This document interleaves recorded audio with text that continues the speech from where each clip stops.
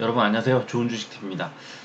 좀 즉흥적으로 신청을 받아서 영상을 만들기로 했는데 만들면서 상당히 후회를 하고 있습니다. 너무 늦은 시각에 좀 일찌감치 다른 일을 좀 해도 괜찮은 상황이었을 텐데 좀 후회를 하고 있지만 이미 신청을 받은 상황이기 때문에 빨리 만들어 드리도록 하겠습니다. 이게 그 뭐 대강대강 하는 것보다는 조금 더 자세히 들여다보려고 욕심을 내다 보니까 굉장히 길게 말씀을 드릴 것 같아서 지금 여러 가지 자료들을 찾아서 지금 붙여놓은 상태인데요.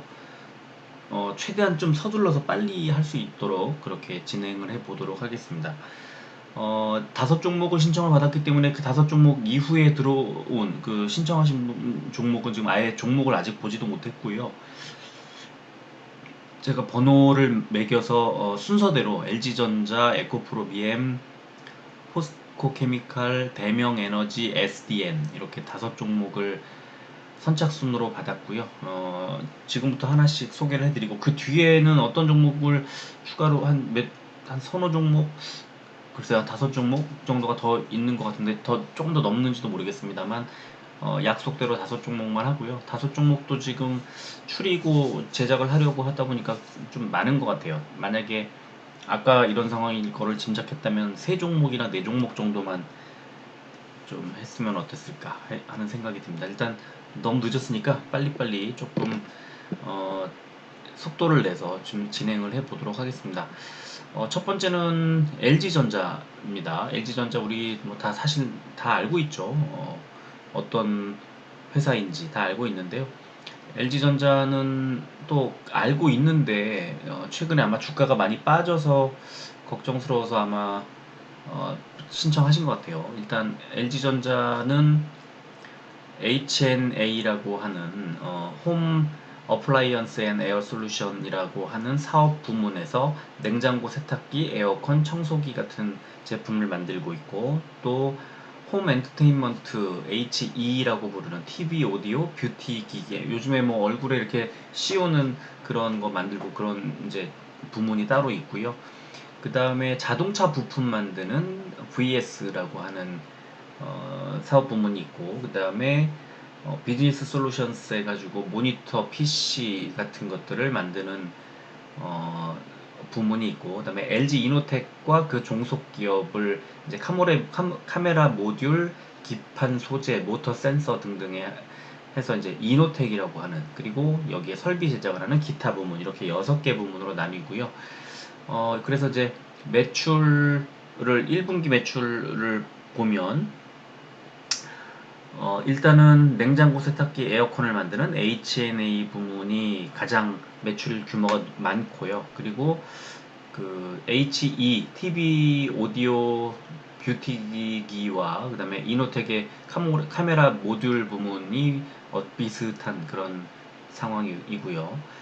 이렇게 보니까 이노텍의 지금 매출액이 굉장히 크게 늘었습니다. 그러니까 LG 이노텍을 어, 투자하는 것도 좋았겠구나 하는 걸 슬쩍 엿볼 수 있는 부문이고요.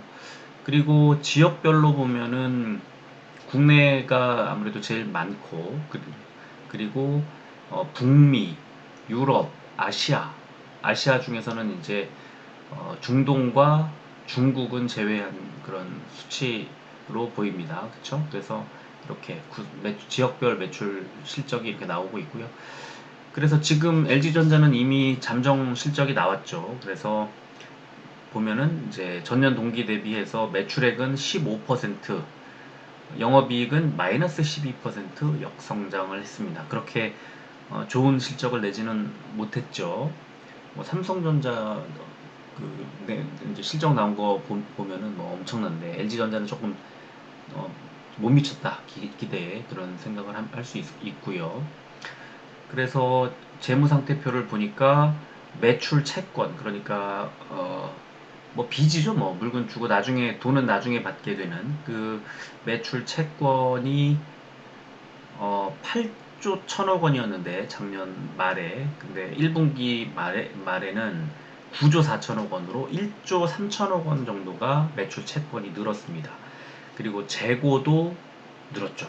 어, 10조 2천억 원으로 9조 7천억에서 5천억 정도 재고가 늘었다. 지금 LG전자는 전체적으로는 좀 좋지 않은 그런 상황으로 보이고요. 현금 흐름을 보니까 영업으로부터 창출한 현금, 영업 활동으로 인한 현금 흐름이 크게 줄었습니다. 오히려 마이너스로 바뀌었죠.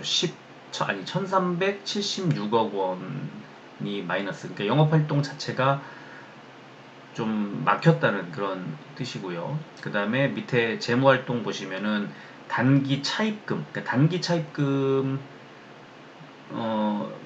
여긴 단기 차입금이라고 되어 있지는 않지만 어쨌든 차입금을 크게 늘릴 수밖에 없는 그런 상황이라는 것을 현금 흐름을 보면서 알 수가 있습니다. 그렇게 좋지 않다는 것을 계속 역설적으로 보여주고 있고, 수급을 보니까 개인만 계속 매수를 하고 있더라. 최근 한 달 동안 43만 주 개인만 매수, 또 금요일에도 개인만 매수가 들어오면서 이제 실적에 대한 실망감 같은 것들이 좀 반영이 된 것 같아요. 그래서 92,000원까지 주가가 다시 밀렸고요. 시간에는 100원이 올랐습니다. 그래서 92,100원에 시간에는 마무리를 했고요. 일단 강보합, 한 보합권 정도에서 시작을 하지 않을까 싶은데, 일단 미국 시장이랑 여러 가지 변수들이 있기 때문에 이 그냥 시간의 자체만 가지고 판단할 수는 없을 것 같고요. 일봉 차트를 길게 보면은 지금 지난주 RSI도 바닥이었고, 그 다음에 선을 쭉 연결해 보면은 2020년에 횡보하던 그 구간의 저점 구간이었어요. 그러니까 사실 더 빠지기 어려운 그런 자리였다는 것을 알 수가 있고, 뭐 이 정도 9만 원 아래쪽 8만 어 뭐 8만 8천 원, 8만 7천 원 이런 자리에서는 아무리 그 좀 좋지 않아도 매수할 만한 자리가 아닌가 하는 생각이 들고요.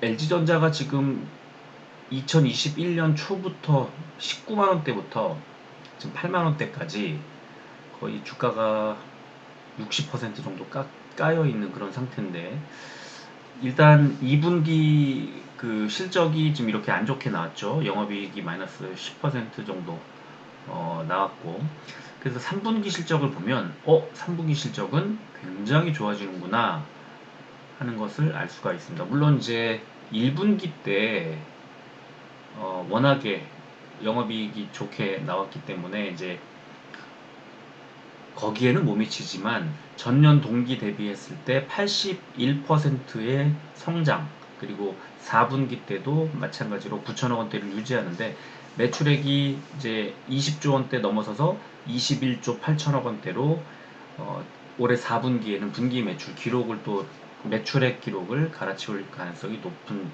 그런 상황이고요. 그래서 2분기가 바닥이었을 가능성이 높다. 그렇다면 좀 LG전자의 미래 전망은 좀 괜찮게 봐야 되지 않나 싶은데, 일단 그렇다면 연간 실적을 봐야죠. 연간 실적을 봤더니 올해 2022년도는 매출액이 82조 원대로 작년 대비해서 11%대, 영업이익이 4조 6천억 원대로 19%대 성장할 걸로 예상이 되고요. 내년도에도 매출이 87조, 내후년에 92조 원대로 어, 지속 성장을 할 것으로 예상이 됩니다. 근데 이제 성장세 자체는 아주 큰 폭의 가파르게 성장하지는 못하고, 하지만 분기 실적으로만 놓고 봤을 때는 올해 실적이 2분기의 바닥을 찍고 반등하는 그런 모습이 나오고 있어서 지금 자리 9만원 초반 이 정도 자리에서는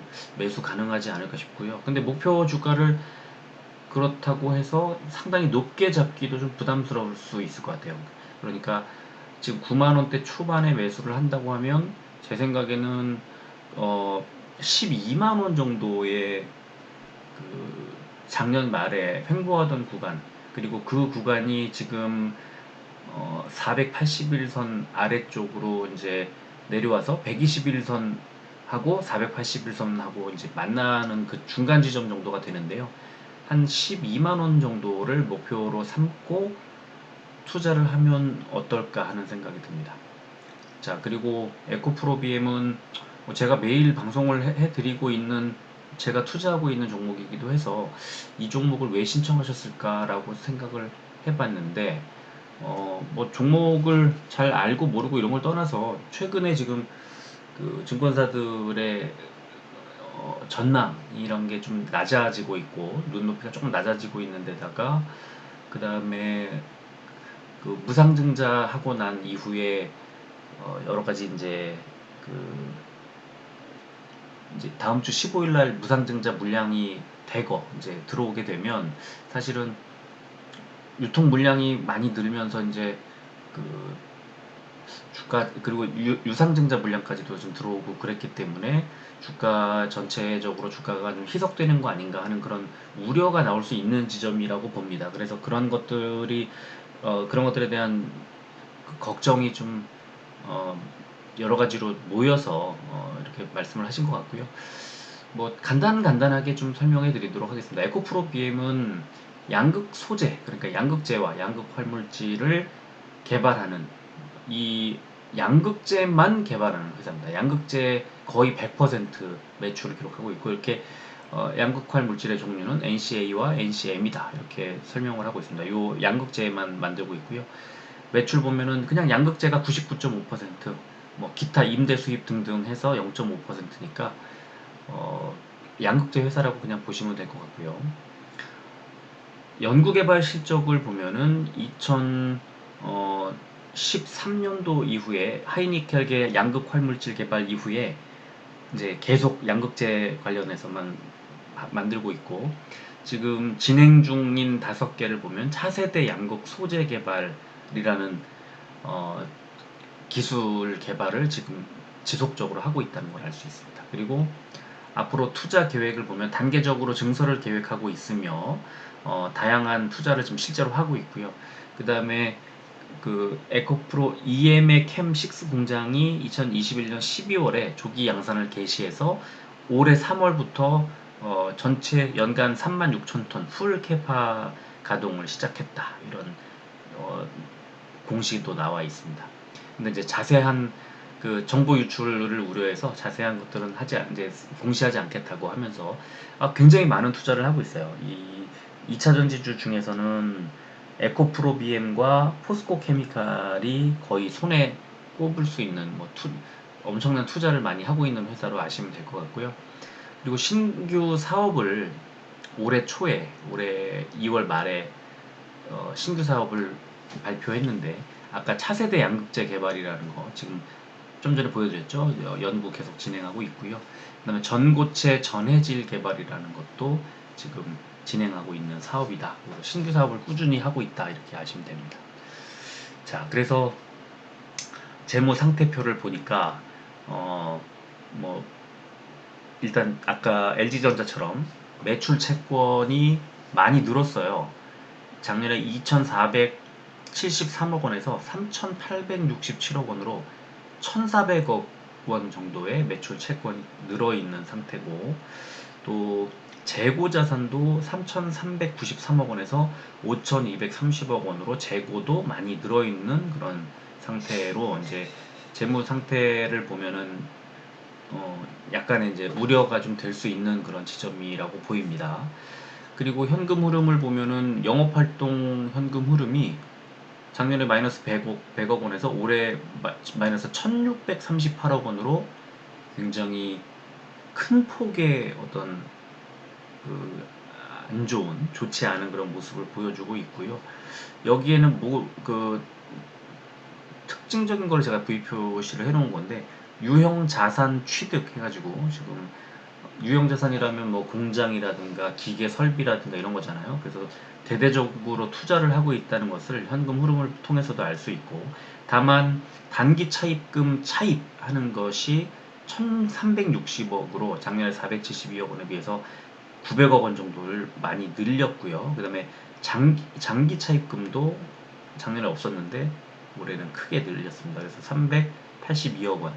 단기 차입금은 1년 안에 갚아요. 그러니까 단기자 붙으면 다 1년 안에 갚거나 1년 안에 처분하거나 그러려는 차입금입니다. 그리고 장기는 1년 초과하는 기간에 운용하는 그런 차입금이고, 자, 그래서 오늘 아침에도 보여드렸지만 이제 분기 실적 전망을 보면 그 매출액이 3분기에 한 이제 9,997억 원이니까 1조 원 정도를 달성할 것으로 예상이 되고요. 영업이익도 753억 원으로 전년 동기 대비해서 85% 늘어날 것으로 예상이 됩니다. 한국투자증권인가요? 지금 아까 신청하신 분이 이제 걱정된다고 말씀을 해주셨더라고요. 근데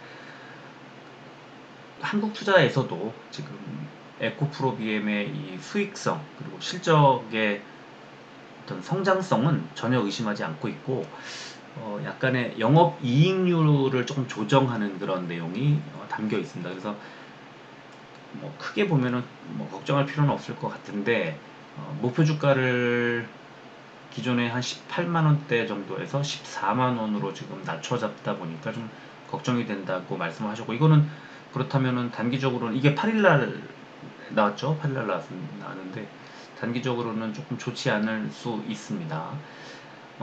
그래서 이제 연간으로 보면은 올해 매출액이 3조 5천억 원대, 내년에 5조 1천억 원대, 내후년에 7조 3천억 원대, 뭐 영업이익도 올해 2,570억, 내년에 4천억, 내후년에 5,800억. 전혀 우려하지 않아도 되는 그런 상황이고요. 그리고 역시 마찬가지인 게로 지금 투자를 왕창 하고 있는 이 어떤 설비나 이런 것들이 정상 가동을 하게 되면 이런 매출액이나 영업이익이나 이런 것들이 좀 더 크게 이제 반영될 가능성도 있습니다. 자, 수급을 보면 증권사가 8일날 발표를 했다고 걱정을 하시지만 사실은 그날 기관이 많이 샀고 특히 금투가 많이 샀어요. 그래서 큰 영향을 당장 미치지는 않을 것 같은데, 왜냐면 에코프로비엠은 지금 실적 발표하는 타이밍이 되잖아요. 이달 말 다음 달 초쯤 되면은 역시나 그 증권사들의 또 폭발적인 관심을 받을 수 있거든요. 그래서 지금 현재 11만 원대, 12만 원 밑에 내려와 있는 상태에서는 권리락 나오기 전에 48만 원 이하라는 뜻이잖아요. 그러니까 50만 원이 넘지 않는 구간, 12만 5천 원, 12만 5천 원 이하 구간에서는 저는 적극적으로 매수해도 괜찮다고 생각을 합니다.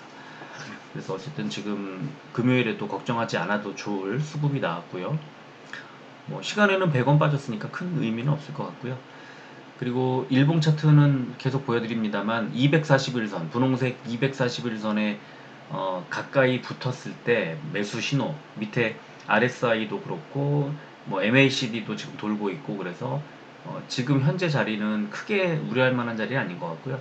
여기서 좀 더 빠지더라도 241선 부근까지 밀리면 아주 또 강력한 매수 신호가 나오는 거라고 생각하시면 될 것 같아요.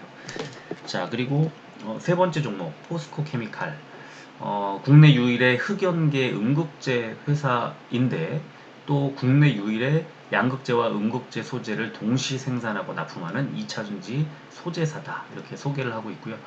음극재는 2010년부터, 양극재는 2019년부터 시작을 하고 있습니다.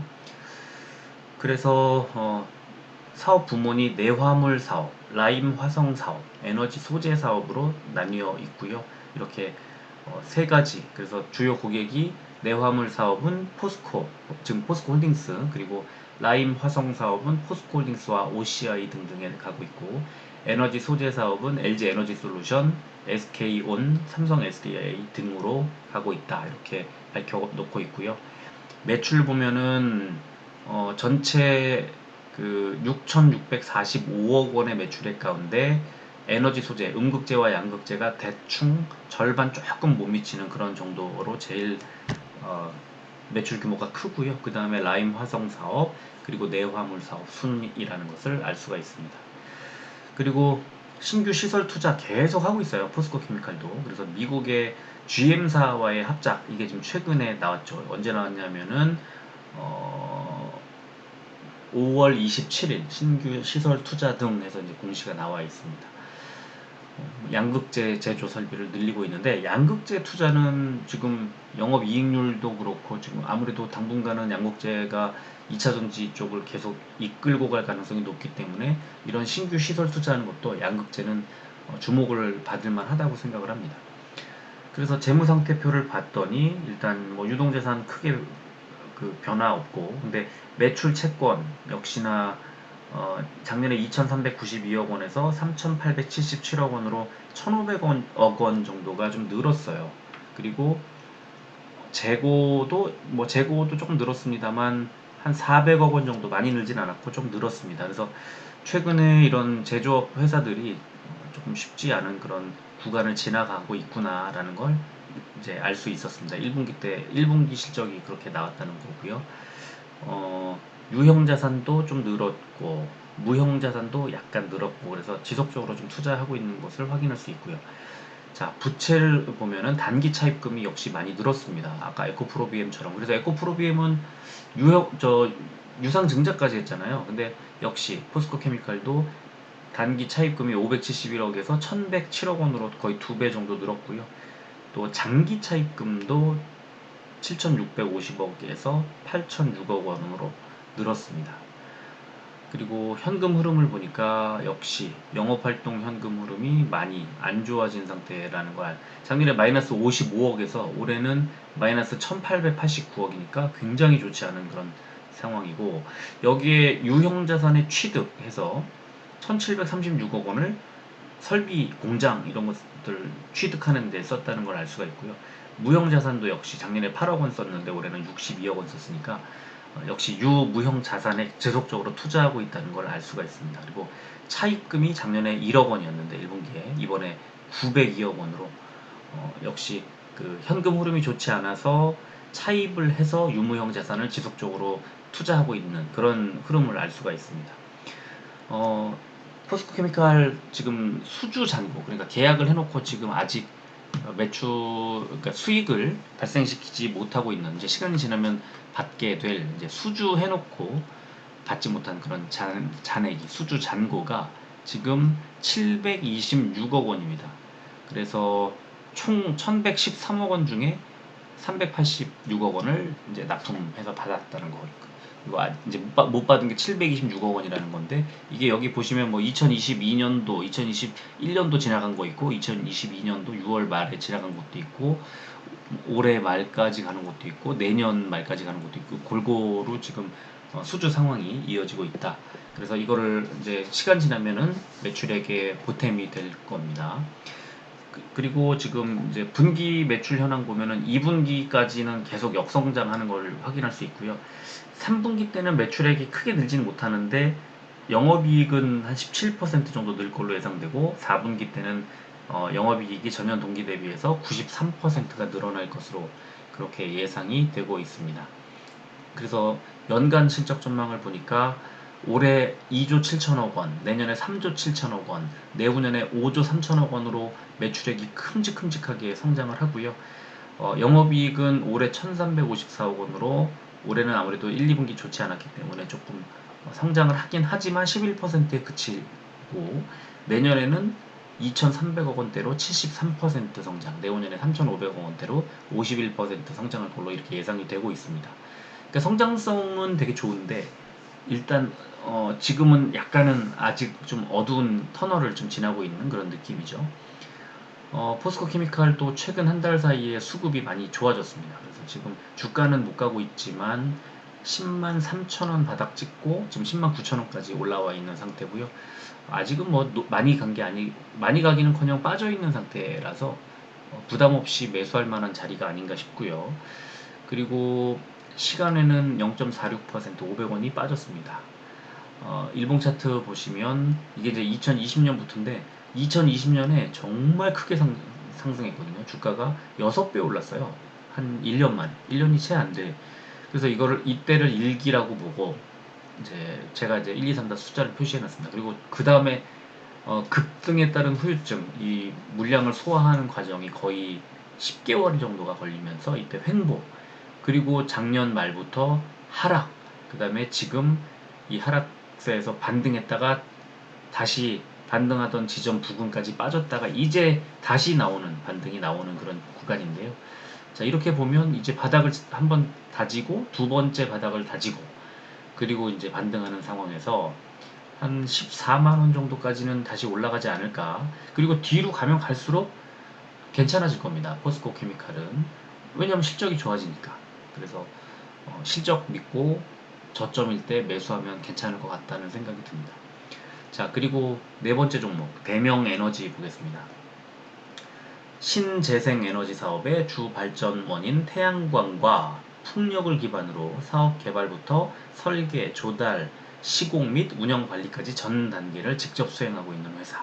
그래서 주요 사업 부문이 풍력, 태양광, ESS 등을 비롯한 신재생에너지 발전소 건설을 제공하는 공사 부문이 있고, 그러니까 발전소 지어주는 거죠. 그리고 발전소 O&M 업무 위탁 등등을 하는 용역 부문이 있고, 또 직접 개발하거나 투자해서 운영 중인 신재생에너지 발전소를 통해 전력 판매 수익을 창출하는 발전 부문. 그러니까 지어주는 공사, 운영하는 용역, 그 다음에 전력 수익을 창출하는 발전, 이렇게 세 부문으로 나뉘어 있고요. 이거를 이제 매출액 비중을 보면 역시 발전소 지어주는 공사 비중이 86%로 제일 많습니다. 작년에는, 그러니까 이게 대명에너지가 지금 상장한 지 얼마 안 돼서 사실은 1분기도 없어요. 지금 1분기 5월 중순에 상장했기 때문에. 그래서 작년도 이게 투자 설명서인데 작년도 실적을 가지고 말씀드리는 거고요. 2020년에는 93% 비중이었는데 작년에는 86%로 좀 비중이 낮아진 상태고, 대신에 용역과 발전 부문이 좀 늘었습니다. 자, 그리고 실적을 보니까 매출액이 2021년도에 2020년 대비해서 줄었습니다. 1662억 원에서 1360억 원으로 300억 원 정도가 줄었고요. 이렇게 매출액이 줄었는데 영업이익은 늘었죠. 412억 원에서 468억 원으로. 그래서 실적이 굉장히 좋은가 하고 손익계산서를 자세히 들여다보니까 기타 수익이라는 게 영업이익 안에 지금 포함되어 있는 기타 수익이라는 게 작년에 3억 원에서 이번에 19억, 거의 20억 원 정도가 잡혀 있더라. 그래서 기타 수익이 뭐지? 하고 찾아보니까 기타 수익, 보험 차익이라고 되어 있습니다. 그래서 19억 9천만 원 중에 18억 3,174만 원이 보험 차익인데, 보험 차익이라는 게 뭐냐면요. 이제 이 대명에너지는 아까 발전 시설을 지어주거나 운영하거나 뭐 그러다 보니까 이제 발전 시설의 화재라든가 뭐 여러 가지 재해에 대비한 보험을 들어놨을 거 아닙니까? 근데 그 보험을 들어놓은 이제 발전소가 뭐 화재라든가 이런 피해를 입었을 가능성이 있고요. 거기에 대한 이제 보험금을 받은 것으로 보입니다. 제가 한번 대명에너지 뭐 화재 같은 게 있었을까요? 저도 지금 잘 모르겠는데요. 대명에너지 지금 바로 찾기는 좀 어려울 것 같은데, 어쨌든 대명에너지가 보유하고 있는, 뭐 대명에너지라고 나오지는 않을 수도 있으니까 무슨 그 지금 보면은 2022년 2월에 ESS, 그러니까 보유하고 있는 이 에너지 저장 장치의 화재 예방에 뭐 중점 두고 있고, 뭐 그런 뭐 기사도 좀 보이긴 한데, 어쨌든 그런 식으로 보유하고 있는 그 시설물에 뭐 발전소가 됐든 아니면 ESS가 됐든 무슨 시설물에 어떤 재난재해가 나와서 그거 이제 가입해 놓은 보험을 받았는데 그 보험금 액수가 그 원래 시설물의 장부 평가액보다 높을 수 있잖아요.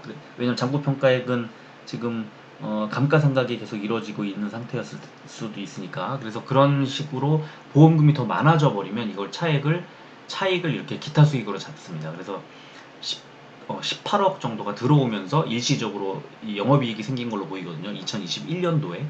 그래서 이거는 영업이나 어떤 우리가 투자자들이 좋아할 만한 수익이 아니잖아요. 그러니까 상당히 매출이 일단 줄었다는 거, 그 다음에 영업이익 중에 거의 대부분이 보험 차익이라는 것을 알아야 된다는 거죠. 그래서 이제 이걸 말씀드리는 거고요.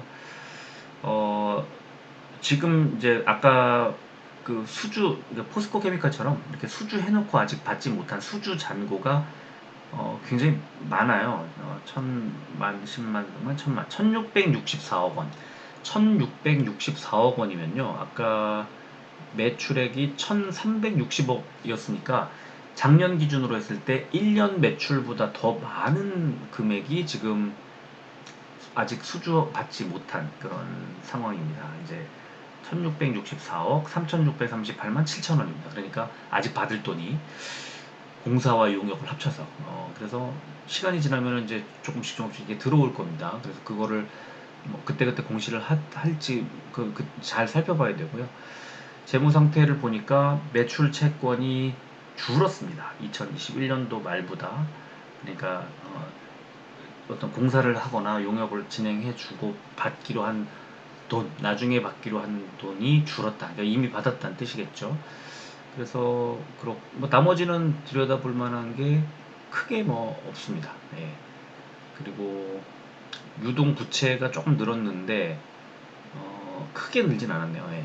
뭐 괜찮은 것 같고요. 현금 흐름표는 영업활동으로 현금 흐름이 그 522억에서 311억 원으로 크게 줄었습니다. 작년에. 그리고 단기 금융상품의 취득이 5억 원에서 45억 원으로 늘었습니다. 45억 원으로 늘었죠. 그래서 여기서 단기 금융상품이 뭘 취득했을까 하고 찾아봤더니 정기 예금 상품에 작년 말에는 1000만, 10만, 100만, 54억 원에서 93억 원으로 대충 40억 원 정도의 정기 예금, 아마도 단기니까 1년짜리 예금 상품에 가입을 하느라고 아까 현금 흐름에서 한 40 몇억 원 정도가 이제 그 표시가 이렇게 된 거예요. 그러니까 영업이 잘 안 되는 상황에서 여러 가지 리스크 대비 차원인지 모르겠지만 그건 자세히는 알 수 없지만 1년짜리 정기 예금 상품에 한 40억 원 정도 되는 돈을 넣었더라 이렇게 그 리스크 관리를 하는 거라고 저는 생각을 합니다만 또 다른 이유가 뭐가 있을지는 모르겠습니다. 그리고 작년에 실적을 보시고 혹시 영업이익이 굉장히 높게 나왔네 하고 투자를 하시는 거라면 아까 말씀드린 것처럼 이제 그 보험 차익이라는 것도 이제 그 좀 키포인트인 것 같고요. 그래서 대명에너지도 지속적으로 이제 뭐 풍력 발전이라든가 이런 발전 시설물, 뭐 발전소 이런 것들을 지속적으로 투자하고 있는데 최근에도 7월 1일 날 그 279억 원의 이제 제피로스 에너지라는 영암 풍력 발전에서 운영하고 있는 그 회사를 또 인수하는 주식 취득을 하는 그런 타 법인 주식 취득 공시가 나왔습니다. 자, 근데 이제 뭐 대명에너지 컨센서스가 2022년도 연간 컨센서스 하나가 나와 있는데 작년에는 아까 말씀드린 것처럼 매출액도 줄었고 영업이익은 좀 늘었습니다만 큰 의미 없는 영업이익이었고 그랬는데 올해는 보니까 매출액이 1,500억 원대, 영업이익은 515억 원으로 늘어날 것으로 예상이 돼서 일단 지금 이제 1분기는 5월 16일 날인가 상장을 했더라고요. 그래서 저기 8월 달에 2분기 실적을 발표하니까 이제 분기 실적을 보고 이제 여러 가지 비교 분석을 좀 더 해봐야 되지 않을까 싶습니다. 아직까지는 뭐라 이렇다 저렇다 확답을 할 수 없을 것 같고요. 그 대명에너지 투자 설명서를 보면은 이렇게 지금 5월 아까 이 차트 보니까 5월 16일 날 상장했는데 이 1분기 실적을 5월 16일까지 5월 15일까지인데 이제 5월 15일까지 그 실적 보고서와 1분기 실적 분기 보고서와 그 다음에 감사 보고서를 제출해야 되는데 대명에너지는 5월 16일 날 상장을 했단 말이에요. 그래서 상장 후 처음에 이제 이렇게 그 의무 보유 물량이 풀릴 때 원래 많이 빠집니다. 이 신규 상장주들은. 근데 대명에너지가 전체 그 확약 합계 수량이 562만 5천. 근데 15일 확약이 있고 1개월 확약 물량이 없었어요. 그럼 지금 5월 16일에서 6월 16일, 이제 7월 16일, 8월 16일이 되면은 3개월 확약 물량이 나옵니다. 그래서 여기 지금 전체의 한 3분의 2 정도가 그 3개월 확약 물량이 풀리는 8월 16일 이후에 이제 풀릴 가능성이, 그러니까 풀릴 거라서 주가가 좀 빠질 가능성이 높아요. 그래서 이 신규 물량, 그 의무 보유 확약 기간이 지나는 3개월 지나는 시점을 조심해야 된다는 걸 미리 또 말씀을 드리겠습니다. 그래서 대명에너지 지금 수급을 보면은 일단 최근에 외국인 기관의 매수가 계속 들어오고 있는데, 이거는 이제 에너지 그 친환경 에너지 최근에 좀 괜찮게 업종 자체가 전체적으로 좀 괜찮은 흐름으로 가고 있는 그런 것들을 좀 흐름을 받는 것 같고요. 시간외에는 100원이 빠졌네요. 그래서 14,600원 약보합 정도 출발하지 않을까 싶고요. 일봉 차트를 보니까 5월 16일에서부터 이렇게 처음에 조금 상승하는 것처럼 보이다가 다시 빠져서 지금 14,000원까지 내려왔다가 다시 살짝 반등하려는 그런 움직임이 나오고 있는 거고요. 이게 말씀드린 것처럼 3개월 지나서 8월 16일 정도가 되면은 그 의무보유 확약 물량이 풀릴 수 있다. 그래서 그때 좀 조심해야 한다는 말씀을 좀 드리도록 하겠습니다. 다음 종목 다섯 번째 SDN이라는 종목입니다. SDN은 뭐 하는 회사일까 보니까 일단 태양광 발전 사업 얘기 나오는 거 보니까 대명에너지하고 좀 비슷한데, 일단 태양광 사업 부문과 그 다음에 엔진 사업 부문 해가지고 지금 그 선외기 그 배 바깥에 달려있는 엔진을 만드는 그런 회사입니다. 태양광 사업과 선박의 엔진을 만드는 회사다, 이렇게 아시면 되고, 매출을 보니까 태양광 사업부의 매출이 전체의 70, 한 65% 정도, 그리고 엔진 조선 사업부가 나머지를 차지하는 것으로 이렇게 알 수가 있고요. SDN 실적을 봐야죠. 실적을 보니까 손익계산서 실적을 보니까 매출액이 1분기에 작년에 175억에서 105억으로 크게 줄었고요. 영업이익은 마이너스 3억 원에서 마이너스 10한 3억 원 정도. 그 다음에 당기순이익도 마이너스 6억 원에서 마이너스 14억 원으로 실적이 1분기 실적이 크게 나빠졌다. 요거를 확인할 수 있고요. 근데 작년에 그 사업 보고서 보니까 작년에 실적이 되게 좋아졌더라고요. 근데 조금 이상하다고 생각한 게 영업활동 흐름도 안 좋고 전체적으로 현금 흐름이 좋지 않은데 실적이 좋게 나와서, 거기에 보니까 그 매출 변동 15% 이상이면은 공시하게 돼 있는데 태양광 사업 부문 매출 호조 이렇게 나오더라고요. 그래서 아마 제 생각인데 자세히 좀 들여다봐야 되겠습니다만, 이제 발전소 건설 같은 뭐 일회성 비용이 그 수익이 거기에 포함된 게 아닌가 싶고요. 1분기에는 바로 매출과 영업이익이 좀 많이 이제 하락한 그런 상황을 확인할 수 있어서 올해는 좀 좋지 않다는 느낌이 들고요. 이건 2분기 실적도 좀 봐야 됩니다. 지금 아직은 알 수 없는 건데 하여간 1분기 실적은 안 좋게 나왔고요. 그래서 매출 채권은 뭐 비슷하고 재고 자산도 조금 늘었지만 좀 크게 의미 있는 수치가 아니고, 유동부채 좀 줄었고, 그래서 재무제표 자체로는 나쁘진 않은 것 같아요. 그리고 수급 현금 흐름도 뭐 제가 보니까 그렇게 큰 특이사항이 있는 건 아닌데요. 수급을 보면은 개인만 매수를 하고 있어서 수급이 좀 꼬여 있는 상태. 그래서 지금 2,510원인데요. 한 달 전 2,745원. 6월 21일, 6월 29일에 2,900원대까지 올라갔던 게 지금 한 15% 정도 하락한 것으로 알 수가 있고, 시간에도 역시 10원, 0.4%가 또 빠졌네요. 그래서 일봉 차트를 보니까 뭐 재작년 10월 5,700원대 고점 찍고 올해 초까지 지속 하락, 지금 1,500원 정도까지 밀렸다가 지금 반등이 나오는 상태인 것으로 보이고, 한 번 급등이 나왔다가 다시 쭉 빠지고 다시 급등이 나왔다 쭉 빠지고 해서 지금 61선 부분에 지금 와 있는데, 이게 올해 1분기 실적이 좋지 않아서 1분기가 지나가고 나서부터 급등이 나왔어요. 지금 차트를 보면. 그리고 다시 또 좀 빠졌던 것으로 보면은 2분기 실적도 그렇게 크게 기대하지 않는 그런 분위기가 아닌가 싶고요. 지금 올해 실적을 좀 보면 올해 수급을 보니까 일봉 차트를 보니까 2월 25일 날 21.56, 3월 2일 날 14.21 이런 식으로 올랐었어요. 그러다가 좀 하락을 해서 1,700원대까지 밀렸다가 또 다시 5월 19일 날 12.63, 5월 26일 날 상한가가 나왔네요. 29.85.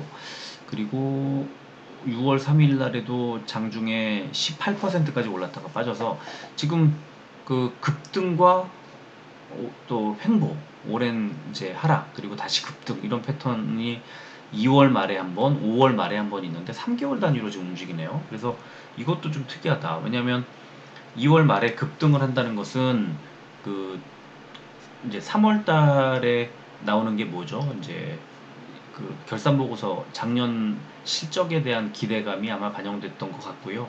5월에는 5월 15일 날 이 1분기 실적이 안 좋을 것으로 예상이 돼서 쭉 하락을 했다가 1분기 실적 이게 언제부터 돌아서서 올라가냐면 5월 13일부터 올라가요. 그래서 1분기 실적이 이제 발표되고 나서는 다시 급등. 그리고 나서 지금 횡보하는 구간인 것 같고요. 그리고 지난 7월 7일 날 61선 부근 2,370원이었는데 이날 저가가 2,425원이었으니까요. 61선 부근에서 다시 저점 지지를 받고 올라가는 것으로 보이고 지금은 481선을 놓고 이제 공방이 막 펼쳐지고 있는 그런 상황에서 481선 아래쪽에 머물고 있는 상황입니다. 근데 저는 어 선회기도 그렇고 태양광도 그렇고 태양광이 이제 전망도 괜찮고 다 좋은데 업종이 좋은데 실적을 좀 확인하고 지나가는 게 좋지 않을까 싶습니다. 1분기 실적이 워낙 좋지 않았기 때문에 그 다음에 2분기 실적에 대해서는 컨센서스가 나와 있는 게 없기 때문에 알 수가 없거든요. 이런 종목은. 그래서 지금 저 같으면 이런 종목을 그냥 그런 기대감 때문에 그 투자를 한다기보다는 1분기 실적이 안 좋았으니까 일단 비중을 줄여놓고 2분기 실적을 확인하고 지나가지 않을까, 그래야 되지 않을까 하는 생각이 들고요. 지금은 일단 4월 6일 날 전기공사 이 체결 공시가 나왔었는데 이게 내년 11월까지여가지고 지금 2분기에 어느 정도나 반영이 될지를 알 수가 없는 상황이고요. 그거 말고는 지금 특별히 어떤 공사 체결한 수주한 그런 공시가 나와 있지 않아요. SD에는. 그래서 그런 것들 이런 것 저런 것들을 이제 8월 16일까지는 다 감사 보고서까지 다 내야 되기 때문에 그때까지 실적을 확인하고 투자하면 어떨까? 저는 그렇게 제 의견을 좀 드리고 싶고요. 아까 소개해드렸던 대명 에너지도 그렇고 지금 저는 조금은 그 투자를 권하고 싶은 종목은 아닌 것 같아요. 그래서 제가 워낙에 이제 좀 조심조심 투자하는 스타일이라서 그런지 모르겠는데 실적을 확인하고 그 다음에 실적 보고서 나온 것을 보고 재무제표나 이런 것들을 다시 들여다본 뒤에 투자 여부를 결정해도 충분히 늦지 않을 것 같아요. 뭐 만약에 엄청난 실적이 나와서 뭐 급등할 수도 있겠지만 그렇지 않을 확률이 지금은 더 높아 보이거든요. 그래서 그런 좀 조심하면 좋을 것 같고 포스코 케미칼은 좀 장기로 보고 지금 10만 원 정도면요 좀 모아갈 또 괜찮은 자리인 것 같아요. 워낙 투자를 많이 해놨고 앞으로 2분기 저점에서 실적이 좋아질 가능성이 높아지는 구간이거든요. 그리고 에코프로비엠은 지금 뭐 단기적으로는 좀 여러 가지 우려가 나올 수 있다고 봐요. 그런데 실적이 나오는 시즌 그리고 그 다음 실적 그 다음 분기 실적이 무너지느냐 전혀 아니고 계속 성장을 하거든요. 근데 에코프로비엠이 저는 걱정되는 것 하나가 현금 흐름이에요. 지금 최근에 현금 흐름이 유상증자를 성공으로 해서 이제 5천억 원 정도를 마련을 했는데 이 숨통이 트였죠. 지금 굉장히 어, 유상증자를 성공 다 100%가 넘었잖아요. 성공을 했기 때문에 그 돈을 가지고 이제 국내외에 투자를 적절히 할 수 있는 그런 상황이 됐고 그리고 2분기, 3분기 실적이 계속 좋아질 거기 때문에 이제 확인해야 할 것은 현금 흐름뿐인데 그 현금 흐름이 좀 2분기 실적 보고서 보면 어떻게 개선이 되는지를 좀 확인을 해봐야 될 것 같아요. 지금 뭐 재고라든가 아까 매출 채권이라든가 그런 거 체크해 보면 지금 굉장히 좋지 않은 상태를 아는 상황을 지나고 있거든요. 그래서 그런 것들도 좀 지켜보자 그 말씀드리겠고요. LG전자는 역시 2분기가 바닥이고 3분기가 좋은 흐름으로 이제 갈 거고 그런데 LG전자의 이제 그 재무제표나 실적 전망이나 이런 걸 봤을 때 이제 뭐가 좀 아쉽냐면 LG전자보다 더 좋은 LG전자보다 더 많이 그 더 빠르고 강하게 실적이 회복될 종목들이 많더라. 제가 지금 찾아보니까 되게 많아요. 그래서 LG전자가 나쁜 건 아니고 지금 주가도 뭐 비싸지 않은 전혀 비싸지 않은 싼 구간이지만 주가가 싸다는 것과 앞으로 잘 갈 거라는 것은 좀 다른 개념이라고 보면 지금 많이 빠졌지만 앞으로 가는 것도 좀 더디게 가지 않을까. 너무 많이 빠진 것에 대해서 뭐 V자 반등이 나올 것 같지 않단 말이죠. 그 앞으로 실적 회복세라든가 이런 게. 근데 지금 일단 뭐 8만 원대, 9만 원대 초반 이런 가격대는 사실은 좀 너무 싸거든요. 그래서 뭐 한 10만 원 가까이까지 반등하는 그 구간은 노려볼만 하지만 그렇다고 또 중장기적으로 막 비중을 엄청 늘려가면서 그렇게 공격적으로 투자할 만한 종목이냐라고 생각했을 때는 저는 더 좋은 종목들이 많이 눈에 보이기 때문에 좀 그러진 않은 것 같아요. 그래서 저는 개인적으로는 좀 아직은 LG전자 이런 정도의 보고서와 이런 정도의 컨센서스를 가지고 투자를 하는 것을 결정하기가 그렇게 썩 내키진 않는 것 같아요. 좀 뭐 제 생각이 그렇습니다. 그래서 오늘 소개해드린 뭐 제가 소개해드렸다기보다는 신청을 해주셨기 때문에 어, 좀 들여다봤는데 여전히 저는 에코프로비엠이 오늘 소개해드리는 종목 중에선 최고라고 보고요.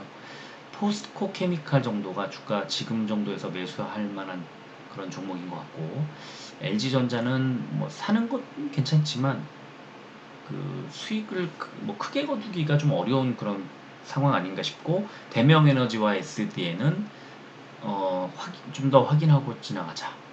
좀 더 2분기 실적 정도는 좀 보고 지나갔으면 좋겠다. 이런 정도의 말씀을 드리면서 마무리하겠습니다. 어우, 밤 10시가 다 됐네요. 제가 이럴 줄 알았다면 오늘 이 일을 하지 않았을 텐데, 네, 저도 괜히 쓸데없이 일을 막 벌리는 스타일이어가지고, 네, 이렇게 됐네요. 일단 뭐 도움이 됐으면 좋겠습니다. 뭐 오죽 그 답답하고 오죽 이렇게 좀 확인할 때가 없으셨으면 이제 이렇게 저한테까지 부탁을 해서 이렇게 하실까라는 생각이 들어서 그래서 조금 더 자세히 보려고 했고요. 어, 50분, 48분이 지금 지나가고 있는데 좀 도움이 됐으면 좋겠습니다. 저는 뭐 제가 드린 말씀이 뭐 정답은 아닐 거고요.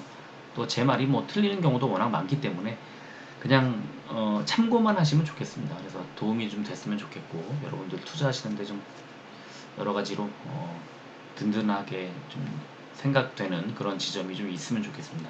잘 몰랐던 거 해결됐으면 좋겠고 네, 그렇게 해서 도움이 좀 됐으면 하는 그런 바람이 있습니다. 고맙습니다. 여기까지 하겠습니다. 끝까지 들어주셔서 고맙습니다.